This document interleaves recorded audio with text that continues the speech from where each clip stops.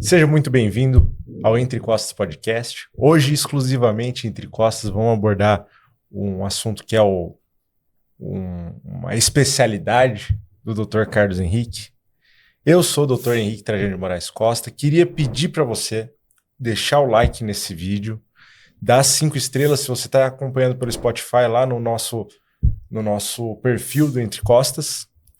E também se inscrever no nosso canal. A gente, além dos podcasts, também tem alguns vídeos que temos postado bem frequentemente aí. E aí, Marina?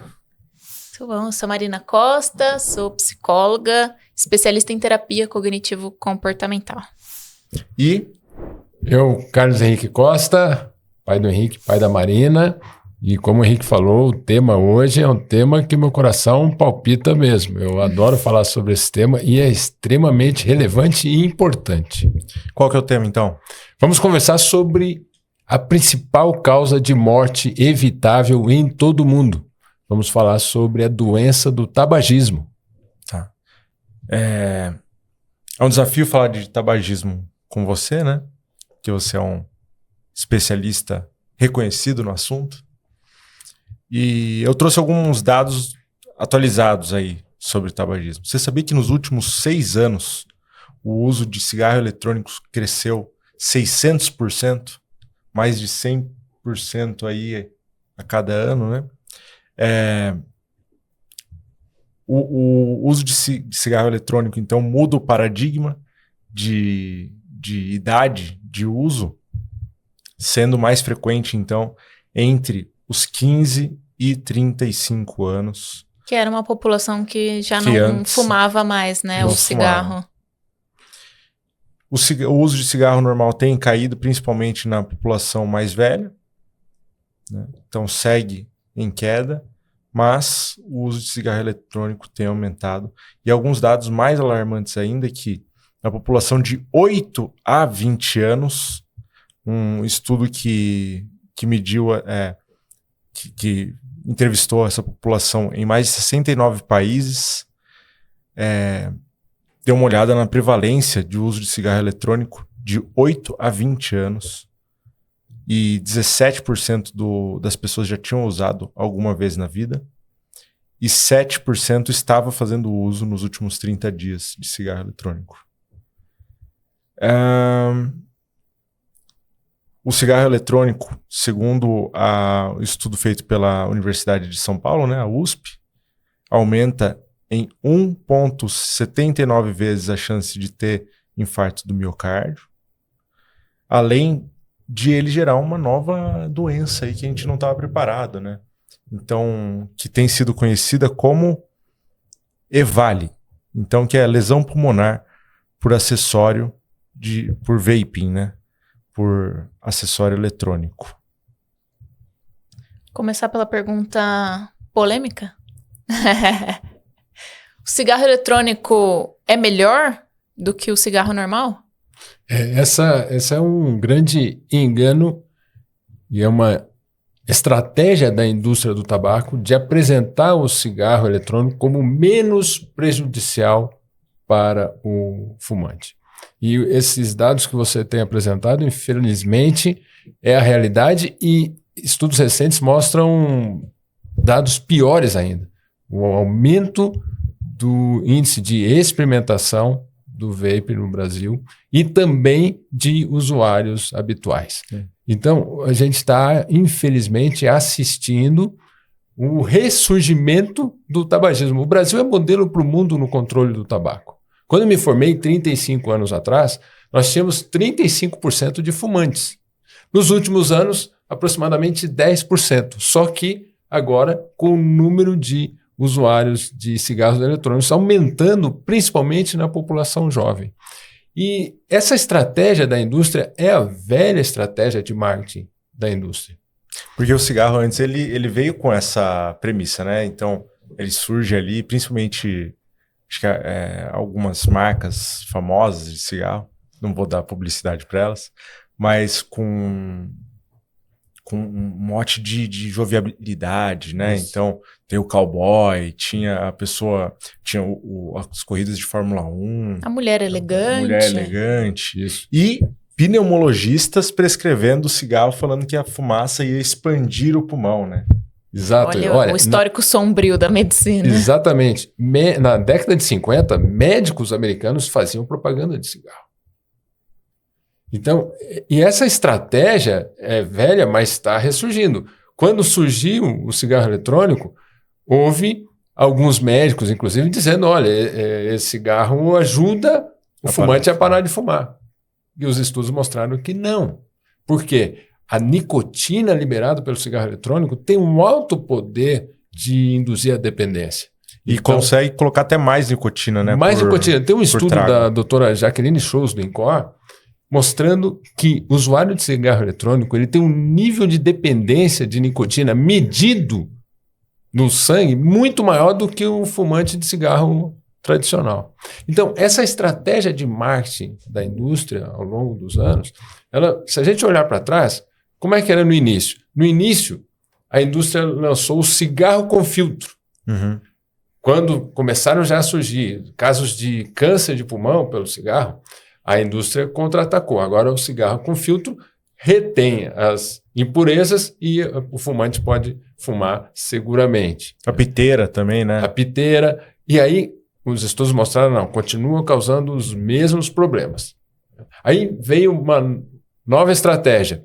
Cigarros de baixos teores. Baixo teor de nicotina. Os light. Eram os lights. Né? E aí, o que se observou? O fumante, ele está habituado a uma determinada dose de nicotina no cérebro. Então, ele fumava mais ainda, para manter aquela dose. Então, de light não tinha nada. De novo, uma estratégia de marketing. E olha como a estratégia de marketing, como marketing, é extremamente inteligente. O slogan era cigarro de menor teor, uma decisão inteligente.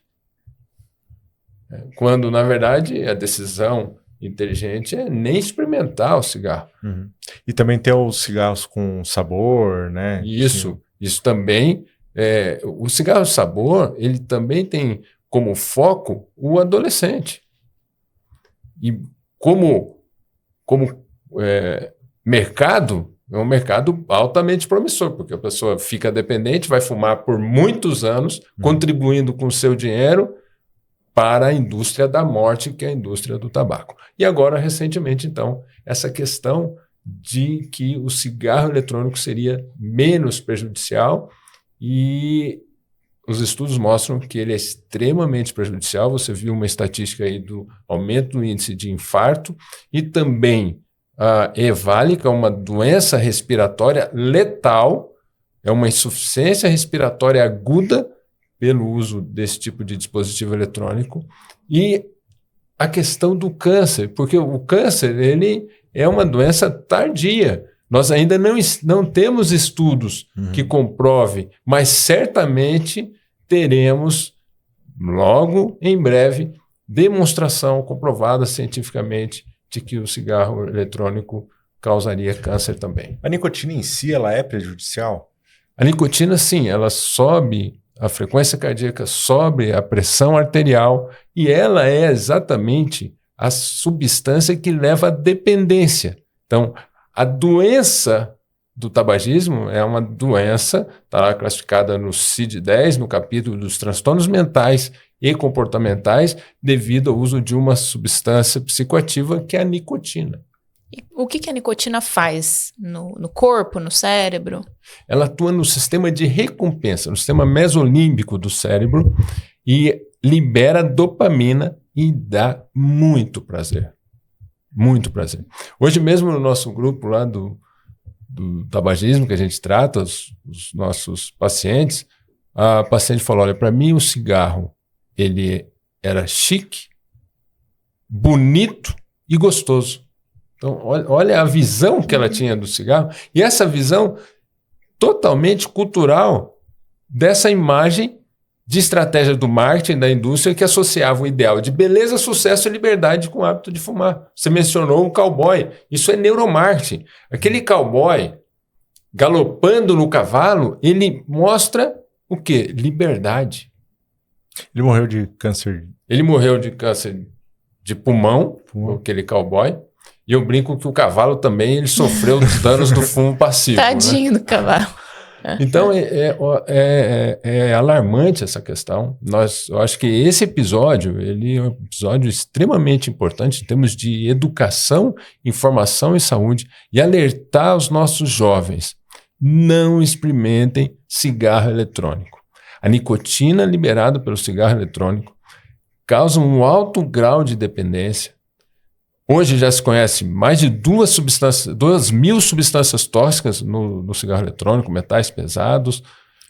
E aí isso pode afetar o pulmão, afetar o coração, trazendo risco de Imagina doenças. no adolescente ainda que o cérebro não terminou de se formar, que ainda Também vai tem se isso. desenvolver, né? E essa substância química atuando ali, talvez a gente possa mais para frente ter estudos também mostrando esse comprometimento. Né? Sem Interessante dúvida. da Evale, né? Falando só, se tocou no assunto, né? O cigarro eletrônico, o pod ou vaping, ele funciona da seguinte forma. Então, a glicerina, que é um subproduto do petróleo, aquecida, é uma gordura, né? Glicerina aquecida. E essa glicerina ela gera uma fumaça que veicula a nicotina e outras substâncias, sabores e tal. Por que ela veicula sabores? Porque ela é gordurosa, né? Então, ela é como uma gordura.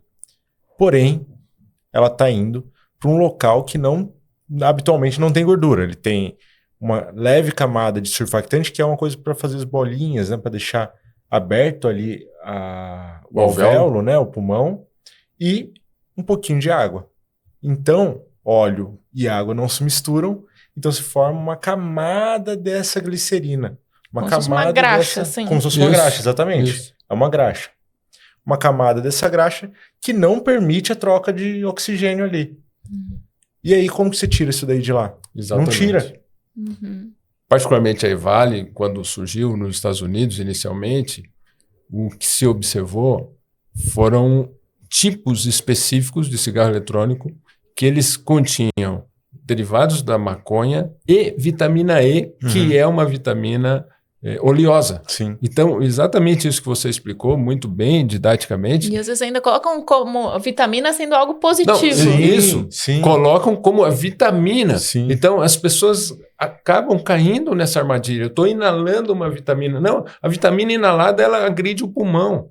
Então, isso precisa ser um alerta. E nós não sabemos a procedência desses produtos, onde é feito, o que contém ali, e certamente muitas dessas substâncias são extremamente perigosas. Até a água, né? Se você broncoaspirar a água, ela faz mal também. Então, qualquer coisa fora do local... E um ponto, né? Porque ainda tem essa complicação das pessoas pegarem os pods e colocarem maconha, colocarem outras substâncias. E aí é outro problema, porque a inalação de maconha pelo pod ou pelo vape,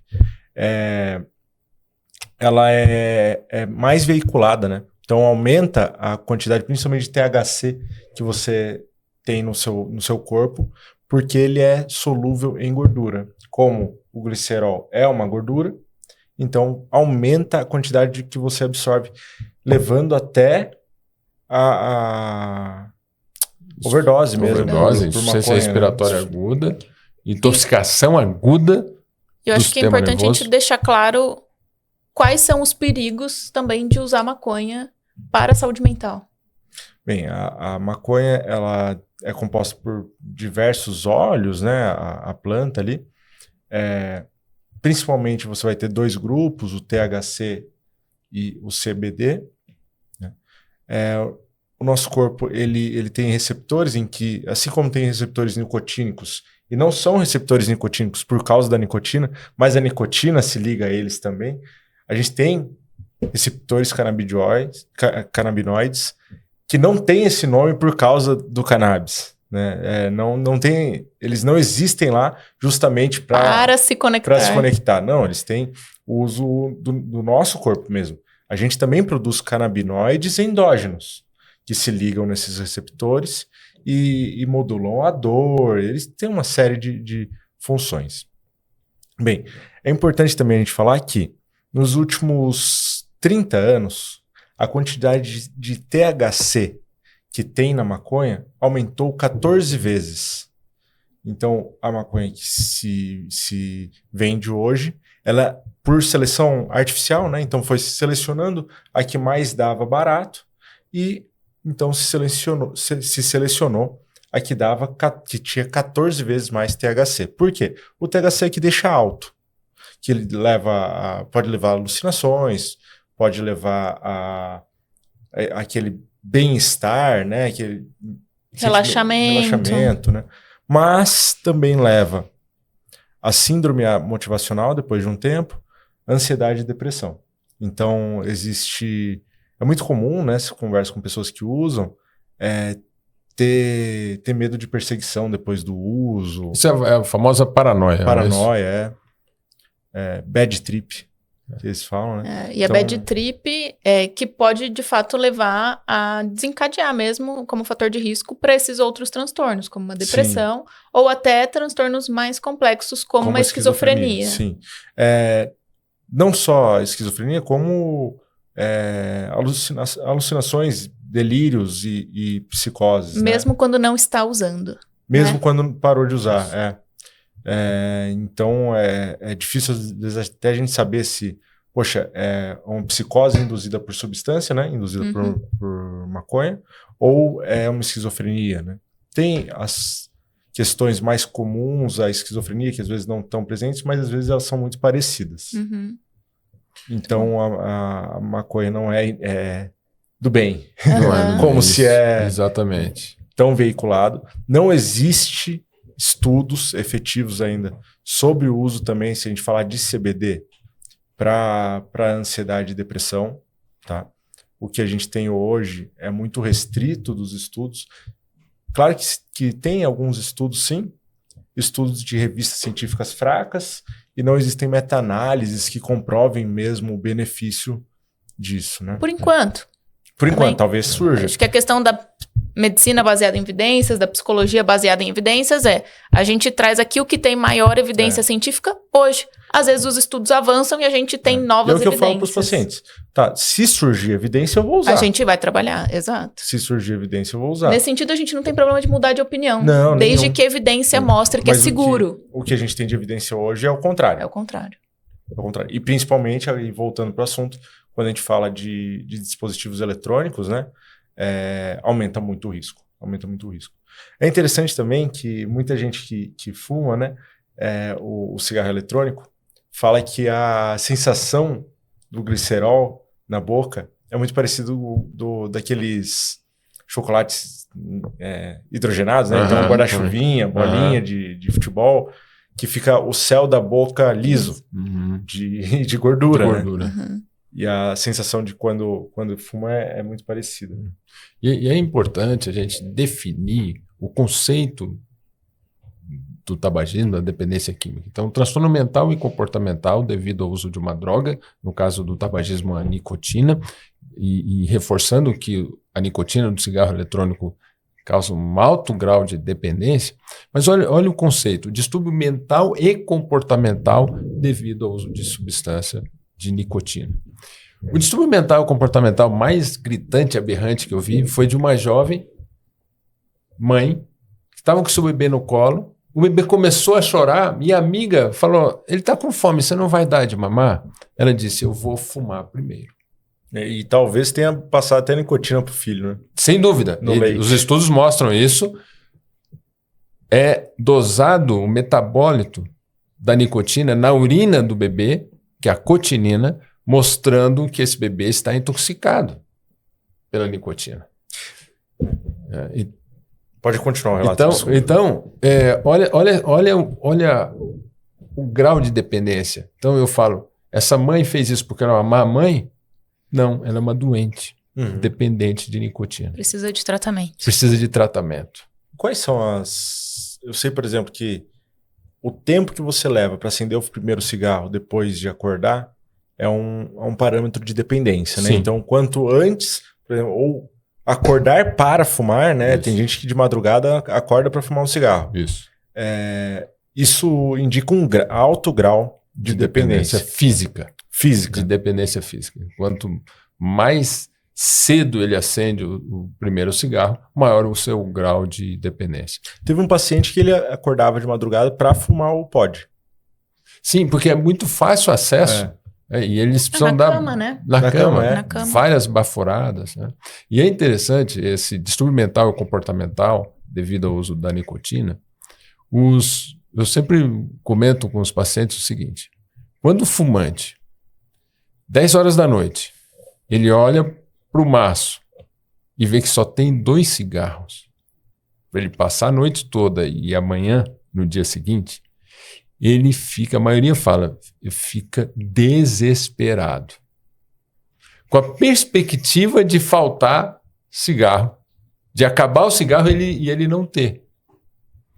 Então, isso o que é? Distúrbio mental comportamental devido ao uso da nicotina. É um distúrbio mental comportamental quando a pessoa sabe que aquilo é prejudicial. Está escrito no maço de cigarro. A advertência sanitária. Esse produto causa câncer, infarto, derrame, dependência, morte. E apesar disso, a pessoa usa. Você acha que essa campanha ela é efetiva? Eu acho que sim. Ela serve de alerta, principalmente para o não fumante. Mas o fumante, ele não dá muita bola para essas figuras. Ele vira o maço. Ele vira o maço. Ou escolhe a mais bonita. Escolhe, exatamente. Então, isso não atinge muito o fumante, não. Mas eu acho que principalmente para as pessoas não começarem a fumar iludidas de que aquele produto é inofensivo. Então, cumpre esse papel, na minha opinião. E é importante que se tenha isso. Eu sempre conto que meus pais eram fumantes. E eu lembro quando surgiu a primeira advertência no maço de cigarro, era assim: o Ministério da Saúde adverte, fumar é prejudicial à saúde. Isso, como filho de fumantes, me impactou. Falei, puxa, isso aqui é prejudicial à saúde. E depois nós sabemos da evolução das advertências, com advertências claras, com imagem bastante impactantes do prejuízo do uso do cigarro. Então é importante as advertências sanitárias. Qual você acha que é a intervenção, assim, que é mais efetiva para se motivar alguém a parar de fumar? Isso, eu acho que boa pergunta, e isso a gente tem que ver historicamente. Como eu disse, o Brasil é modelo para o mundo. Saímos de 35% de fumantes para 10% e, na minha opinião, a estratégia mais efetiva foi a proibição da propaganda do cigarro nas mídias. Então, isso acho que foi o ponto de inflexão que mudou o aspecto cultural. E depois, mais recentemente, a lei que proíbe fumar em ambientes de uso coletivo. Isso também teve um impacto muito importante.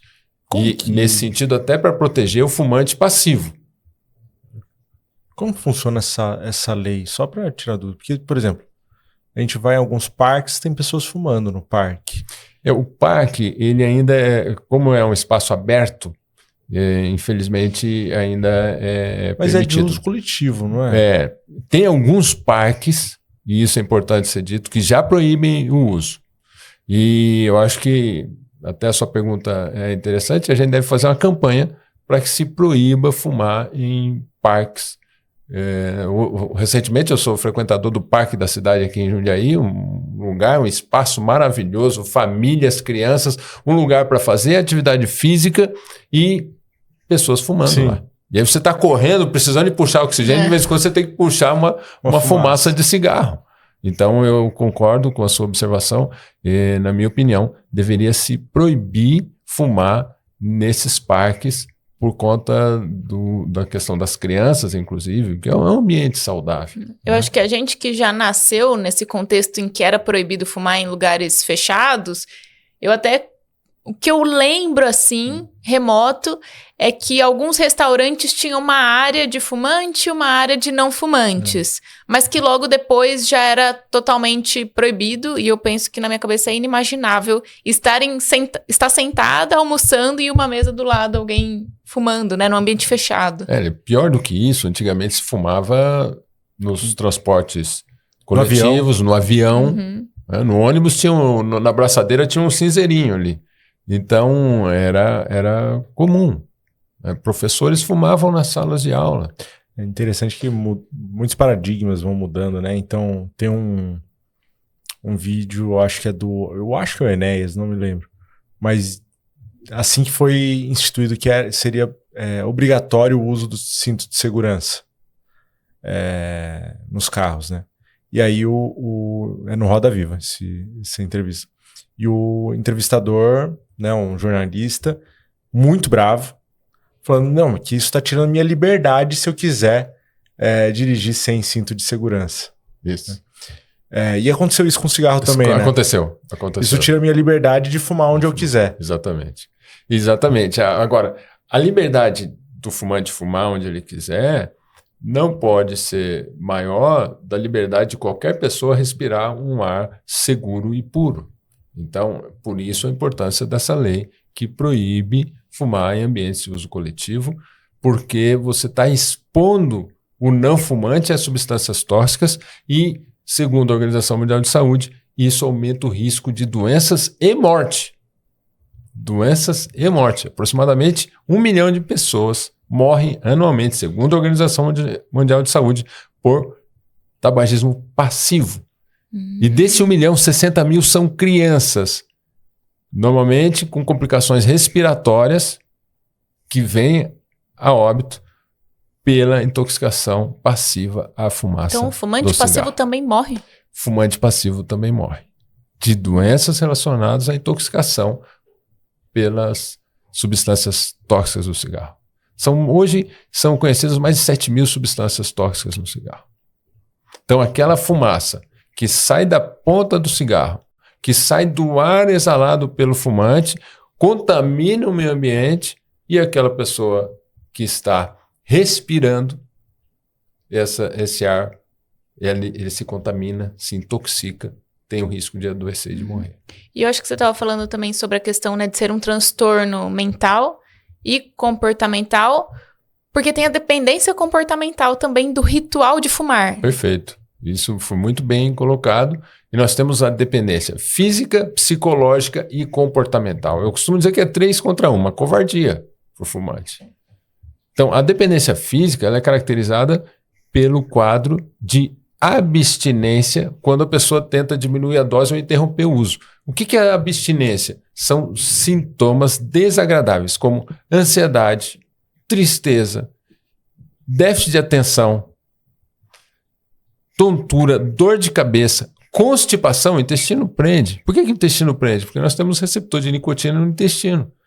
E o fumante ele associa o funcionamento intestinal com o hábito de fumar. Os pacientes falam, né, que o cigarro às vezes dá vontade de ir no banheiro. Então, é um ritual. Para ir no banheiro, ele fuma. Né? Então, a dependência física. Aí você tem a dependência psicológica. E a dependência psicológica ela é muito significativa porque o fumante ele tem um vínculo com o cigarro. É um parceiro, é um amigo, é um confidente na visão do fumante. Eu lembro de uma paciente que eu atendi, isso tem 12 anos atrás, e ela disse, doutor, o cigarro é tudo para mim. Se você tira tudo dessa pessoa, sobra o quê? Nada. E por que ela falou que o cigarro era tudo? Ela estava passando por um processo de separação, o marido tinha abandonado, ela tinha que lidar com os filhos, e o que sobrou para ela naquele momento foi o cigarro. E através da nossa ajuda, nosso tratamento, apoio, ela conseguiu enxergar que o cigarro não era tudo, era um impostor, e ela conseguiu parar de fumar, está 12 anos sem fumar. Então, mas naquele momento a dependência psicológica, outro aspecto da dependência psicológica é que o fumante associa o cigarro como um alívio do estresse e da ansiedade. Com bem-estar. Com bem-estar. E aí eu sempre digo para eles, o cigarro não acalma, porque se acalmasse, o fumante seria calminho. E a gente sabe que o fumante é irritadiço. Mas é interessante, porque na verdade que é bem o impostor, né? Então, por exemplo, que fala, o cigarro acalma. Geralmente, o que ele acalma? A ansiedade que gera o fato dele estar mais de 2 horas sem fumar. Isso. Aí é abstinência. Abstinência. Então, isso. Ele acalma a abstinência. Ele acalma uma coisa que ele mesmo gera. Exatamente. E esse é um mecanismo de manutenção da dependência por conta disso. Mas eu costumo dizer para os meus pacientes, ele não acalma, mas ele dá prazer na hora da angústia. Por isso dá essa falsa impressão de que ele acalma.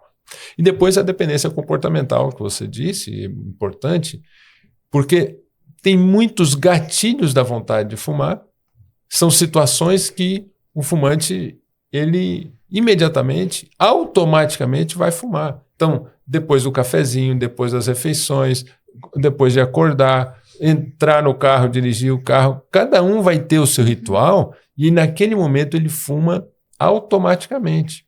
Agora, tem as dependências cruzadas, né, também. Então, Sim. Cigarro e café, cigarro e álcool, cigarro e sexo. Acho que o cigarro e álcool, assim, do que eu tive na minha experiência clínica, é o que mais dificulta o processo de parar de fumar, né? Porque às vezes a pessoa consegue ficar um tempo sem fumar, mas aí no final de semana ela acaba bebendo um vinho, uma cerveja com os amigos, e aí ela tem a recaída. E aí tem uma questão comportamental da associação, mas tem uma questão física também, porque são duas substâncias que uma potencializa o efeito prazeroso da outra. E tem outra questão que eu costumo mostrar para os pacientes, que acontece também com maconha, cocaína, com tudo isso. Quando o álcool vem, ele tira a censura. Isso. Ou seja, poxa, hoje eu tô firme, não vou fumar, não vou usar a droga que for. A partir do momento que você bebe, a sua censura, então o controle dos seus comportamentos. O controle diminui. Então você tá mais suscetível a recaídas, né? Ou a voltar no comportamento. A gente brinca lá no nosso grupo, nós temos um programa, o PAIT, o Programa de Assistência Intensiva ao Tabagismo, que é um programa da Prefeitura de Jundiaí, gratuito, oferece todas as estruturas, podemos falar mais sobre ele, mas lá a gente brinca com os pacientes o seguinte, olha, o paciente que está nessa luta para parar de fumar, ele vai para um evento, toma a primeira cervejinha, ele começa a falar, eu estou lá num grupo, estão me ajudando a parar de fumar. Ele toma a segunda cerveja, ele diz, tem um grupo lá, tem uma conversa, um blá, blá, blá. Na terceira cerveja, ele vai dizer, olha, tem um grupo lá e eu quero que esse grupo vá para o inferno, eu vou fumar e beber. Na terceira, então, ele já fala isso com o cigarro na mão, né? Exatamente. Então, mostrando isso que você falou, vocês falaram muito bem, e que o álcool libera a censura. Então, a gente tem que ter muito cuidado, e é importante ser dito que a associação álcool e tabaco aumentam em muitas vezes o câncer de garganta. Então nós tivemos vários casos de câncer de garganta no nosso programa. Aliás, recentemente, um paciente que nos procurou, ele, quando chegou no programa, ele já tinha uma voz muito rouca. Ele parou de fumar rapidamente, e eu falei para ele, vai investigar essa voz rouca, rouquidão no fumante precisa ser investigado porque pode ser câncer de garganta. E esse paciente fez isso, ele investigou e quando ele recebeu o laudo da biópsia, ele me entregou esse laudo com os olhos cheios de lágrimas e disse, doutor, eu parei de fumar tarde demais. E eu falei para ele, não, nunca é tarde para você parar de fumar, vamos em frente e vamos tratar essa doença. Em agosto do ano passado, ele estava já quase um ano sem fumar, nós fizemos, era aniversário do programa, fizemos uma caminhada lá no Parque da Cidade e ele estava lá. E estava com a sua família.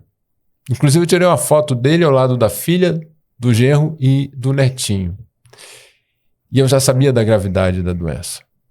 E eu tirei a foto e pensei, talvez essa imagem não se repita. E eu estava certo. No início deste ano ele faleceu. Recentemente a filha dele entrou em contato comigo e disse, doutor, eu estou com muita saudade do meu pai. O senhor tem aquela foto que tirou no Parque da Cidade? Eu falei, tenho sim, está guardada comigo. Então, quando eu falo que o tabagismo é a principal causa de morte evitável, parece que para o fumante isso bate no vazio, ele não se toca, ele nega esse risco. Mas isso é estatística, é matemática. Quando eu falo, olha, o nosso paciente que estava sentado ali naquela cadeira do lado de outros, parece que chega mais próximo. Então é importante o fumante tomar consciência do risco que ele tem para parar de fumar. É um pontapé inicial para ele pensar em parar de fumar. E nesse sentido a gente pode falar das fases motivacionais para a pessoa parar de usar o cigarro ou qualquer outra substância. A primeira fase é pré-contemplativa. Nessa fase, a pessoa não para de usar. Nessa fase, ele vai dizer, você vai abordar a pessoa, você precisa parar de fumar, ele vai dizer, olha, tem gente que nunca fumou, infarto e tem câncer. Então, ele não quer e não vai parar de fumar nessa fase. Nessa fase, o que você precisa é chamar a atenção para o risco. Depois vem a fase seguinte, que é a contemplativa. A pessoa contempla. Eu quero parar de fumar porque é prejudicial para a minha saúde. Mas ele não está disposto a enfrentar a abstinência, muito menos abrir mão do prazer que o cigarro dá. Aí vem a fase da ação. Nessa fase ele está pronto para marcar uma data, fazer a tentativa, e nessa fase nós precisamos oferecer ajuda, estender a mão e caminhar ao lado desse paciente. Eu digo sempre, o fumante ele precisa de ajuda, de apoio, de cuidado e acompanhamento, porque é uma condição que tem um alto risco de recaída. Nós temos 2 desafios. O primeiro é que o fumante pare de fumar. E o segundo desafio, que talvez seja o mais difícil, é que ele não volte a fumar. Precisamos prevenir a recaída. Sem ajuda, quantos % dos fumantes voltam?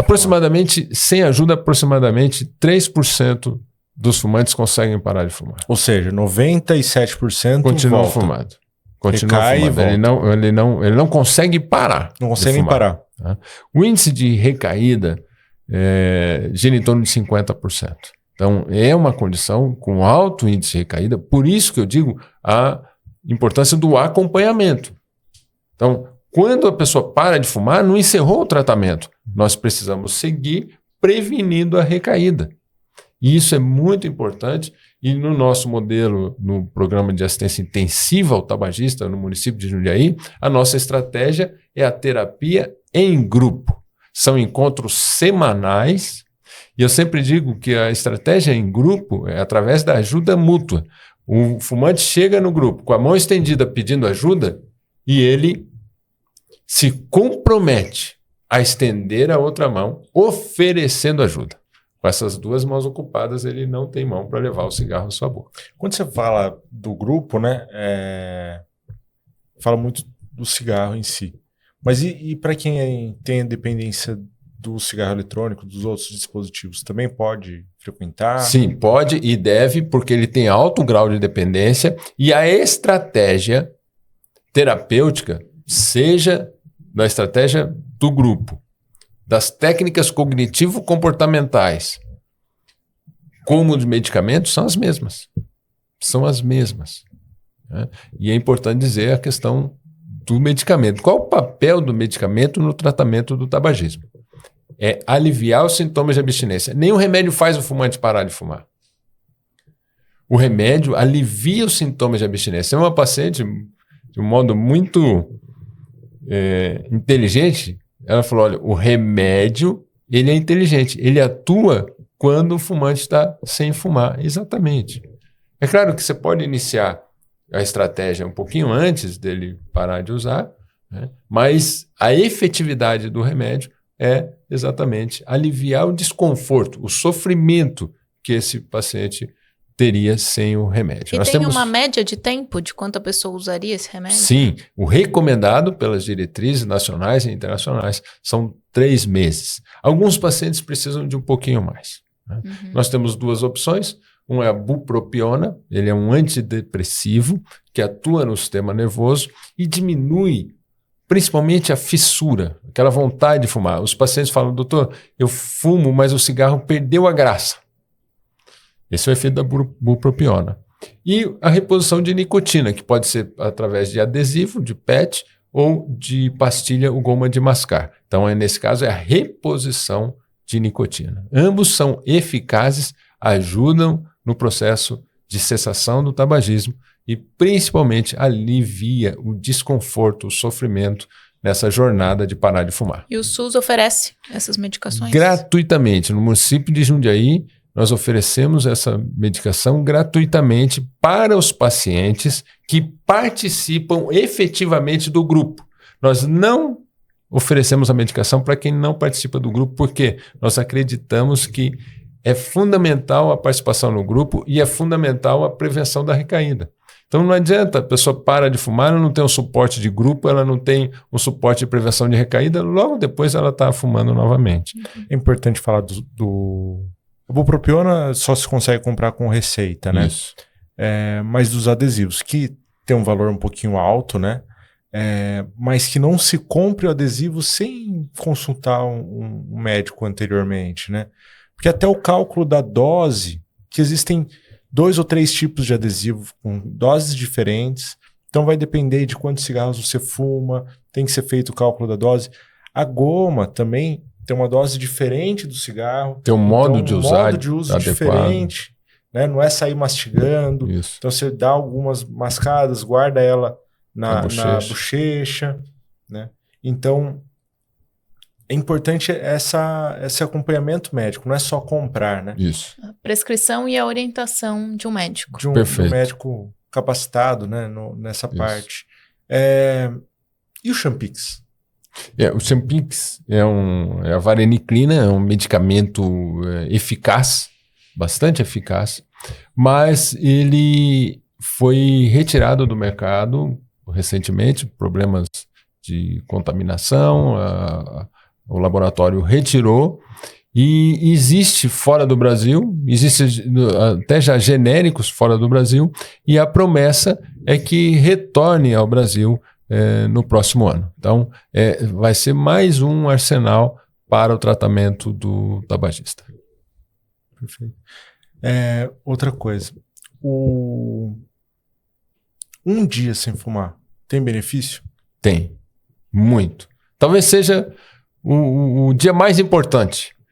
É o primeiro dia. E a gente usa o lema que nós aprendemos nos grupos anônimos, alcoólicos anônimos, que é o só por hoje, evitar o primeiro cigarro. Então é um dia de cada vez. E é interessante que muitos pacientes, eles, quando estão os primeiros dias sem fumar, eles têm um alto grau de abstinência e de sofrimento até, e fala, mas eu só estou alguns dias. E até familiares, conhecidos, falam, você está muito pouco tempo sem fumar. Não, é cada dia uma vitória, cada dia uma conquista, cada dia precisa ser celebrado por estar liberto de não ter feito uso dessa droga. Então, é importante um dia de cada vez, sim, é só por hoje, e ajuda muito. Aliás, eu sempre falo das 5 dicas para parar de fumar. Tem lá no meu canal do YouTube, é o vídeo mais assistido, mais visualizado. E é importante essas dicas porque é um passo a passo, é um método. Aliás, é o que eu digo, o fumante, ele precisa de uma estratégia, de um método para parar de fumar. O desejo e a decisão para parar de fumar é fundamental, é ele que precisa tomar. Agora, mas ele precisa de uma ajuda, de uma direção, de um direcionamento e de um profissional caminhando ao seu lado. Profissional médico, profissional da psicologia, para dar o suporte que ele precisa para vencer essa dependência. Então, as 5 dicas para parar de fumar. Quem quer assistir, link na descrição, mas pode falar. Evite o primeiro cigarro. É uma dica importante, mas marcar uma data para parar de fumar é importante porque ele assume o compromisso e o comprometimento em tentar parar de fumar. Então comenta aqui embaixo a data. Isso ajuda, porque você se compromete, então tem que ter coragem, e essa coragem ajuda você a parar de fumar. Então marcar uma data. Fala para as outras pessoas a data, não fala? Olha, tem muitos fumantes que não gostam de falar essa data, porque acham que vão se sentir pressionados. A gente respeita. Mas a ideia é essa. Mas quando você fala para mais pessoas, isso aumenta o seu grau de comprometimento. Então, a minha sugestão é fale para as pessoas com a sua data. Porque tem um negócio de não conta suas metas para os outros, né? Porque vai dar errado. Dá inveja, vai dar errado. Mas compartilhar, aumenta o seu grau de sua probabilidade de sucesso, né? Por que aumenta o grau de probabilidade de sucesso? Porque aumenta o seu engajamento para atingir aquele objetivo que você se comprometeu com a outra pessoa que você vai tentar. Essa é a ideia. Se não conseguir, tenta de novo. E se não conseguir, tenta de novo. Então, marcar a data é interessante. Lembrar que fumar não resolve problemas. Fumar não resolve problemas. Se resolvesse problemas, a gente ia fazer um grande cachimbo da paz e estava resolvido. Né? Não resolve problemas. E pode ser problemas graves. Fumar não vai resolver, não vai ajudar. Mudar a relação que tem com o cigarro. O cigarro não é amigo, não é parceiro, não é confidente, ele é um impostor. Ele tem mais de 7 mil substâncias tóxicas que causam doença, sofrimento e morte prematura. Acho que tenha comportamentos alternativos também para te dar o bem-estar que você busca no cigarro. Então, quando der à vontade, vai fazer uma caminhada, né? Se cuidar de outras formas. Isso. Então, quando der à vontade, resista à vontade, é uma outra dica. E a vontade dura 5 minutos. E isso que você falou é interessante. Tenha já programado o que você vai fazer quando der à vontade de fumar. Então, pode ser tomar uma água, pode ser colocar um cravinho na boca, um pedacinho de gengibre. Inventa aí a sua estratégia. Mastigar cenoura. Mastigar cenoura. Isso ajuda. É o kit fissura que a gente chama. Tá? Isso ajuda. Também tem um vídeo no seu canal. Também tem um vídeo lá no canal com o kit fissura. Tá? Então, marcar a data. Lembrar que fumar não resolve problemas. Resistir à vontade de fumar.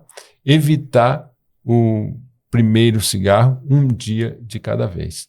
E tem uma outra dica interessante, que é fumar de castigo. Essa técnica foi desenvolvida pela doutora Jacqueline Scholes, cardiologista do INCOR. E como é que funciona isso? Ela até mudou o nome. Ela chama de fumar de restrito. Né? Porque politicamente correto fumar de restrito e não de castigo. Mas a ideia, o conceito de fumar de castigo é romper aquele ritual de prazer que o fumante tem. Então, o que é fumar de castigo? Acender o cigarro, vai ficar em pé virado para a parede. E os pacientes que aplicam essa técnica, eles falam do desconforto que é você soprar a fumaça, parece que a parede devolve a fumaça para o fumante, e aí ele fica pensando, o que eu estou fazendo aqui? E eu falo no nosso grupo, você tem uma alternativa, se você não quiser fumar virado para a parede, fuma na frente do espelho. E aí você vai ver também que aquele é um comportamento minimamente estranho. Para tirar essa questão do ritual de prazer, para ele ter atenção naquele comportamento que é disfuncional e que ele precisa mudar. Acho que ainda dentro de tirar isso do ritual de prazer é desfazer os ninhos, né? Então, eu sempre falo, geralmente o paciente tem uma sacada que ele vai lá, fica olhando o movimento, fumando, ou tem uma cadeira preferida, tem o seu cinzeiro. Então não pode ter cinzeiro, não pode ter a caixinha. Geralmente eles deixam a carteira de cigarro num local escondidinho ali. Escondidinho, mas não muito, né? Meio próximo ali desse lugar. Então desfazer isso daí. Isso. Tirar essas cadeiras, rede, que é gostoso Exatamente. De deitar, né? E dificultar ao máximo o acesso dele ao cigarro. Então, nunca ter estoque de cigarro. Isso. Putz, recaí aqui, comprei a carteira. Fuma joga fora e não tenha mais com você, né? Isso. E essa é uma técnica, isso é uma orientação importante. Eu sempre lembro de uma paciente, a gente estava... Lá no nosso grupo são sessões semanais, são 8 sessões semanais. A gente já estava no 5º encontro, a maioria já estava sem fumar e uma paciente específica estava fumando ainda. E uma das que estavam sem fumar virou para ela e falou, você, para conseguir parar de fumar, você não pode ter o cigarro em casa. E aí na semana seguinte, essa outra paciente que ainda estava fumando, estava sem fumar. E eu perguntei, o que você fez? Eu não tinha mais cigarro em casa. Então, isso é importante. Aquela história, que o coração não vê, os olhos não veem, o coração não sente. Então, não aguça a vontade. E eu acho que um ponto importante também, para quem está pensando em parar, mas pensa o quão difícil isso vai ser. Às vezes, pensar em ficar um dia inteiro sem fumar parece muito. Por isso você fala do primeiro cigarro. E às vezes eu falei uma vez para uma paciente, a cada hora. Isso. Você vai pensar na próxima hora. Você não vai pensar nas 24 horas. é na próxima hora. Aquele momento que é mais difícil, que é antes de dormir, é um dia, Isso. né? É só dessa vez. E você vai adiando, né? Exatamente. Isso funciona. E outro ponto que também é a questão de não ter o acesso fácil é que você, progressivamente, você vai passando de uma vontade impulsiva para uma vontade reflexiva. Então, aquela vontade impulsiva deu a vontade, você acende o cigarro.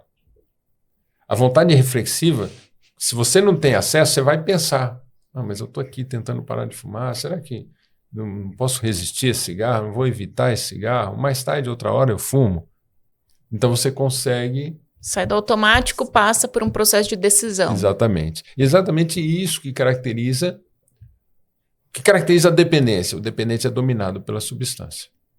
O que caracteriza o tratamento e o processo de libertação? Ele passa a ter o domínio próprio, o controle, e deixa de ser dominado pela substância. Ele vai ter vontade? Vai sim.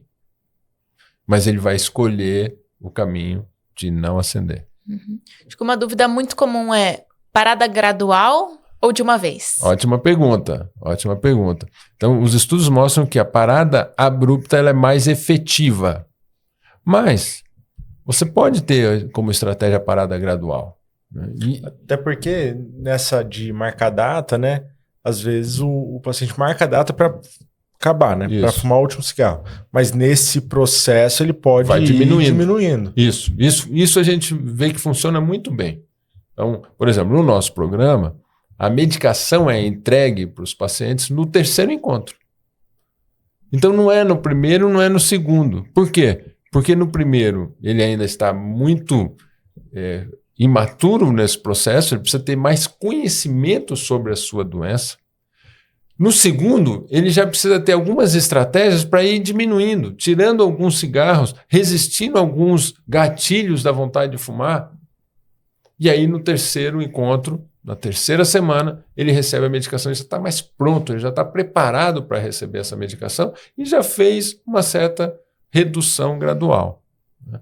Então, as duas técnicas são válidas, mas a gente sabe que a parada abrupta ela é mais eficaz. Mas é porque eles ficam adiando, né? Sim. É muito comum um paciente, tô diminuindo, doutor, tô diminuindo. Aí você vai perguntar depois de um tempo, voltei a fumar tudo de novo. Essa história do diminuindo, eu lembro de uma paciente que ela tinha um câncer e toda a consulta com o oncologista, ele perguntava, você parou de fumar? E a resposta dela, estou diminuindo. Isso foi anos, até ela chegar no nosso programa. Então, na verdade, essa história do diminuindo é muito mais uma justificativa que está fumando e que não está disposto a parar de fumar do que uma estratégia propriamente dita. Porque no processo de redução gradual ele tem que ter uma data limite. Porque senão isso vai eu estar acho sempre... muito importante, né, do que você falou.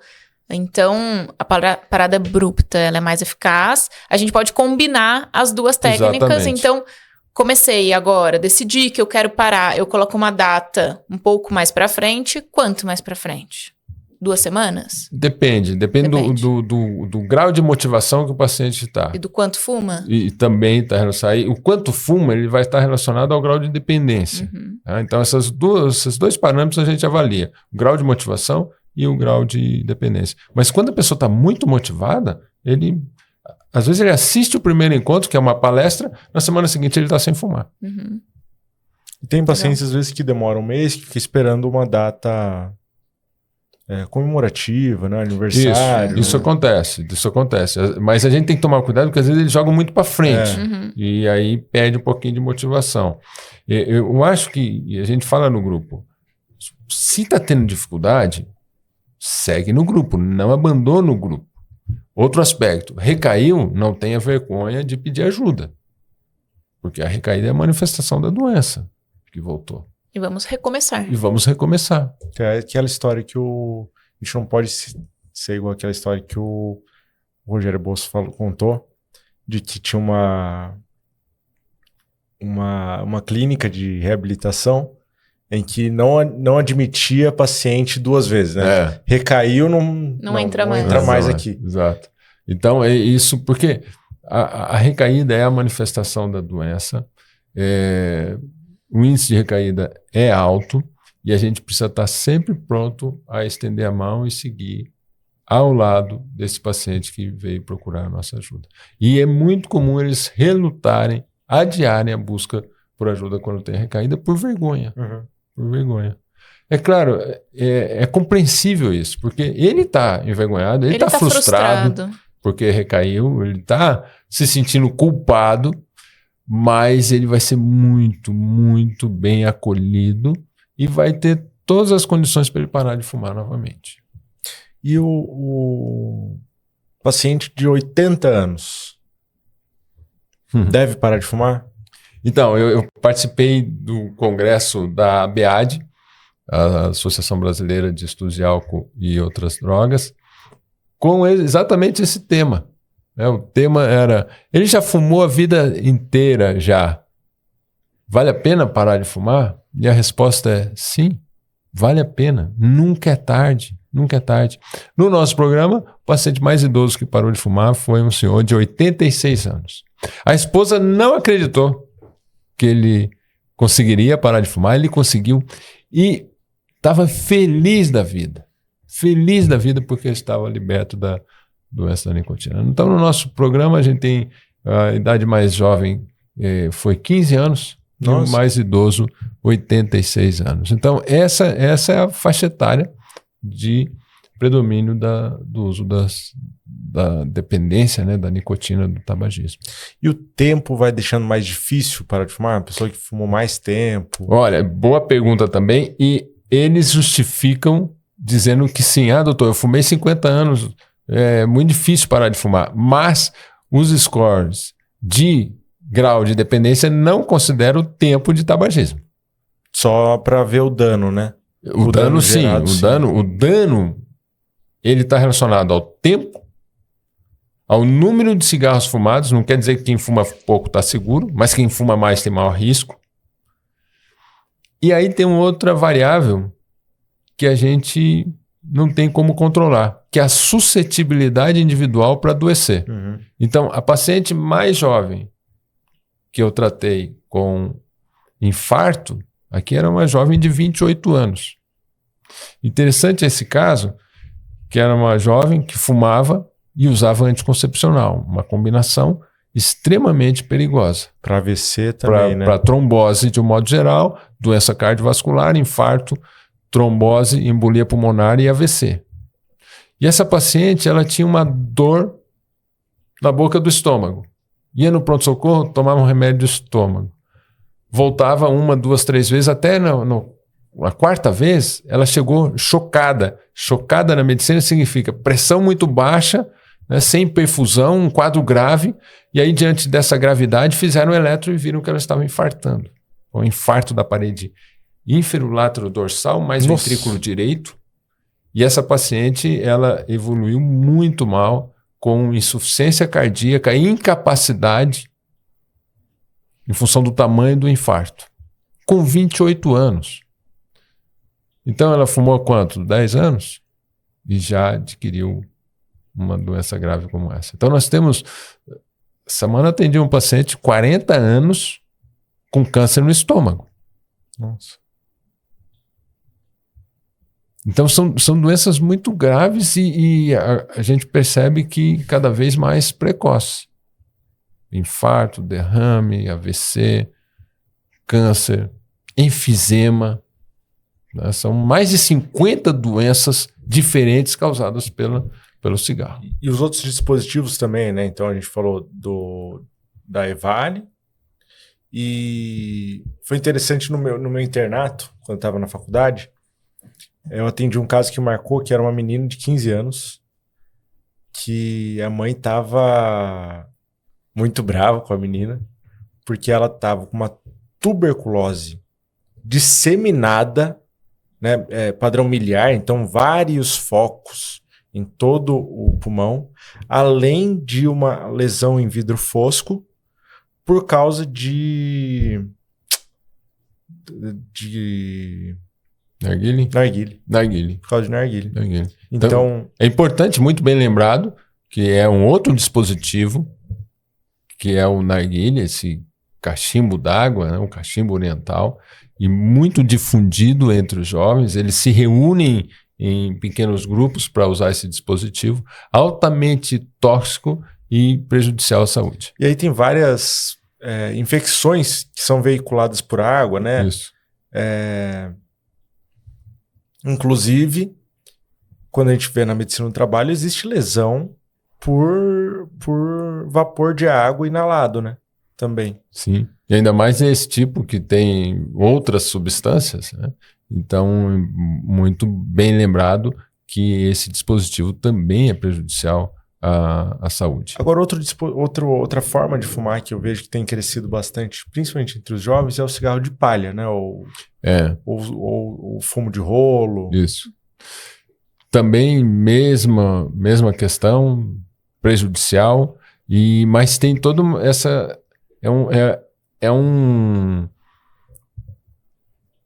uma lembrança, né, do passado, e as pessoas associam isso com... Eles falam que é quase igual uma cerveja artesanal, né? O fumo orgânico, eu já ouvi essa expressão do fumo orgânico, extremamente tóxico, prejudicial e leva a doença, sofrimento e morte prematura. Uma pergunta pessoal quase. Como quantificar? Porque eu tenho dificuldade de quantificar com os pacientes. Porque cada um faz o cigarro do seu jeito.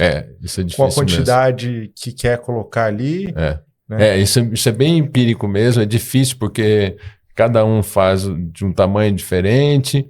E até uma curiosidade, o cigarro de palha, ele habitualmente não tem pólvora. Então ele tem que ficar acendendo o tempo todo. O cigarro industrializado, ele tem pólvora, por isso ele acende uma vez e queima até o final. E queima até o final, e se descartar dessa bituca acesa, vai causar incêndios, muitas vezes... um problema ambiental. Problemas ambientais, por conta do descarte da bituca.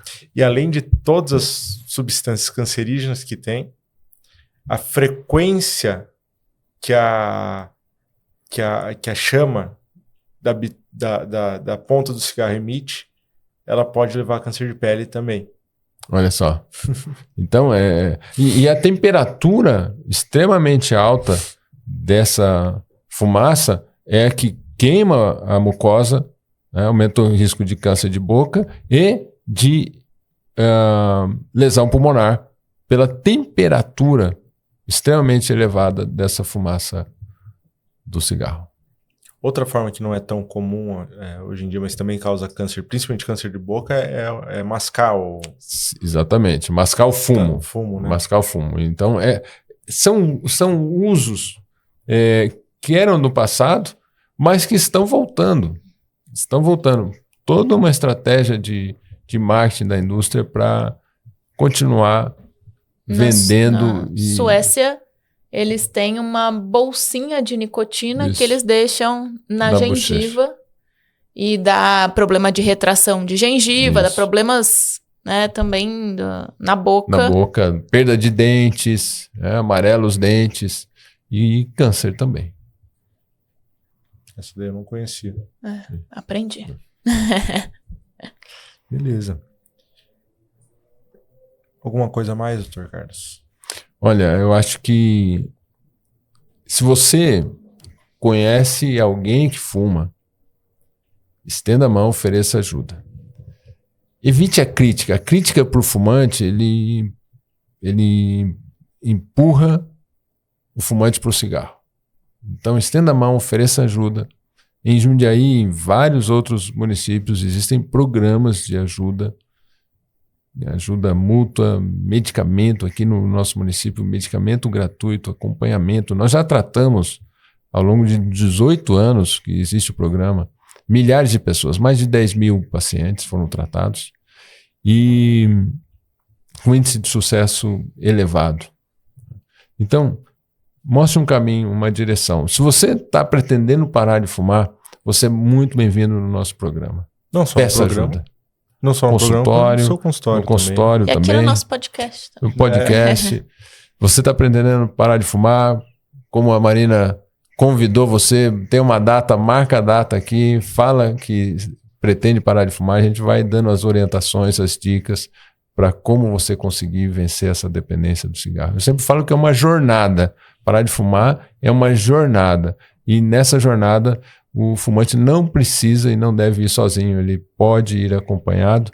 E eu tenho certeza que o índice de sucesso vai ser muito melhor se ele for acompanhado. E no seu canal do YouTube, DR Carlos Henrique Costa, tem bastante conteúdo sobre isso. Tem bastante conteúdo, sim. Tem muita gente do Brasil, fora do Brasil, que acompanha o canal e muita gente parou de fumar com as dicas, voltou e comentou lá que conseguiu parar. Então, porque o fumante ele precisa da ajuda, ele precisa de educação, ele precisa de conhecer a doença que ele tem, e nós temos como missão, como propósito, ajudar o fumante a parar de fumar.